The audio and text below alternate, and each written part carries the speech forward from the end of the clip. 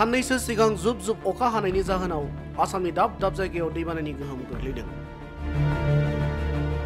बेबादिनो सनितपुर जिल्लानि हरासिंग्रि हालामनि हरगौरी थानसालिया बुरलुंबुथुर दैमानि खुरखानाय जाहोनाव उमानन्दनि महर लानो थांगासिनो।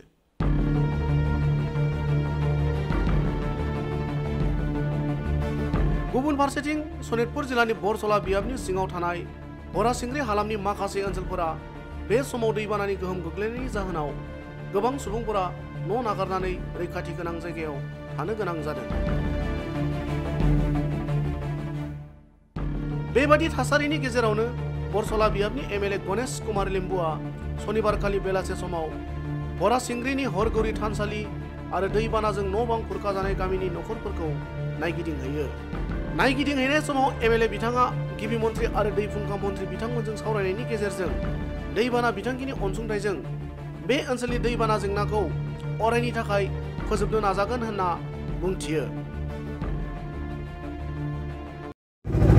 बरसलात बानपानी और गराखहनीया समस्याय एक माने भाबुकी हिसापे आज देखिबले आमी पाइছো और यार बारे आमार समष्टिर যথেষ্টখিনি आमार खेती पथार और घर बाड़ी ब्रह्मपुत्रत जा गई সেইকাৰণে এই জটিল সমস্যা হয়। ইয়াৰ সমাধানৰ কাৰণে আমাৰ বিভিন্ন বিভাগৰ বিষয়াৰ লগত আমাৰ বিশেষকৈ মন্ত্ৰী মহোদয়ৰ লগত আলোচনা কৰি থকা হৈছে আৰু মই নিজে অনুভৱ কৰোঁ যে বৰসলাত এক মানে ডাঙৰ সমস্যা। সেইকাৰণে যেতিয়া গৰাখহনীয়া হয় ব্ৰহ্মপুত্ৰ যেতিয়া মানে একফালে আহে আৰু অন্যফালে আপোনালোকে দেখিব চৰ অঞ্চল মানে একফালে ওলাই থাকে। চৰ অঞ্চলকো আকৌ সংৰক্ষণ কৰা আমাৰ কাৰণে অসুবিধা হৈ যায়, কাৰণ তাত নতুন নতুন ক'ৰ পৰা মানুহ আহি বসবাস কৰিবলৈ আৰম্ভ কৰি দিয়ে। বিশেষকৈ মাতবৰীবিলাকে মানুহ বহাই দিয়ে, এইটো এটা সমস্যা আছে, যাৰ কাৰণে ল' এণ্ড অৰ্ডাৰৰ প্ৰব্লেম হয়। আৰু বিভিন্ন আমি যিবিলাক বেছিক সমস্যা যিবিলাক এডুকেশ্যন মানে স্কুলৰ হওক বা ৰাস্তা পদূলি ইলেক্ট্ৰিফিকেশ্যনৰ এইবিলাক সুবিধা আমি তেওঁলোকক দিব নোৱাৰা হৈ যাওঁ। সেইকাৰণে এটা সমস্যা নহয়, গৰাখহনীয়া আৰু বানপানীয়ে দুই ধৰণেৰে সমস্যা সৃষ্টি কৰে।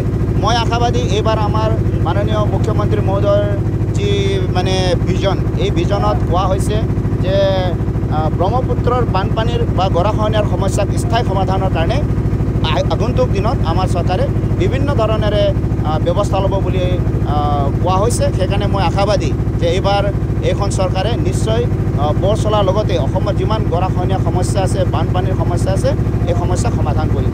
বহুত দিন আগৰ পৰা যে ইয়াত নদী গৰাখহনীয়া আছে যে এইটো আমি কমপ্লেইন কৰিছোঁ, তথাপিও কমপ্লেইন কৰাৰ পিছতো এইটো কাম আমাৰ আগবঢ়াই লোৱা নাই। যদি আগবঢ়াই ল'লে হয় তেনেহ'লে আজি আমি ইমান বিপদত নপৰিলোঁ হয়। এইটো আমি আজি মুখ্যমন্ত্ৰী হিমন্ত বিশ্ব শৰ্মাক আমি এইটোৱে আহ্বান জনাইছোঁ, ছাৰ এইটো কামটো যে আমাৰ সোনকালে হৈ যায় বুলি আমি অনুৰোধ কৰিছোঁ। ৰাইজৰ মানুহো কৈ আছে এইটো কৰিলে ভাল হ'ল হয়। আজি ইমান প্ৰায় 50-60টা ঘৰ পানীৰ কবলত পৰি আছে, ইমান অসুবিধা হৈ আছে।